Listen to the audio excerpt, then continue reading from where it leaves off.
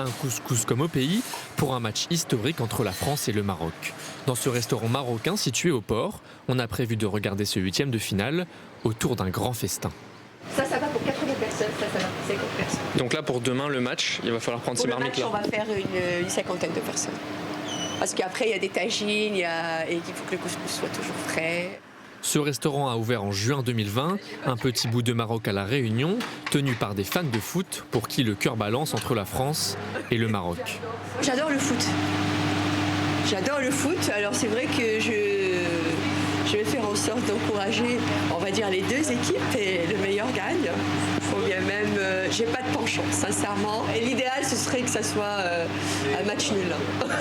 Voilà. Pour Joachim Louis, gérant du restaurant, lui aussi franco-marocain, difficile de désigner un favori tant les deux nations ont beaucoup à partager. On s'inscrit un peu comme des ambassadeurs du Maroc, donc l'idée c'est de faire rayonner le pays et en même temps on reste effectivement dans une culture qui plaît aussi à l'Europe et à la nation française. Il y a une grande histoire entre la France et le Maroc. Et comme l'année dernière, lors de la demi-finale France-Maroc chez les hommes, Joachim va faire installer un grand écran pour le match de demain. L'écran va être accroché au niveau de la dernière poutre là, avant l'entrée du restaurant.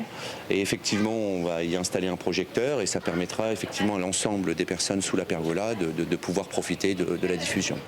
Couscous, écran géant, thé à la menthe mélangé à une bonne dose de ferveur seront au programme demain.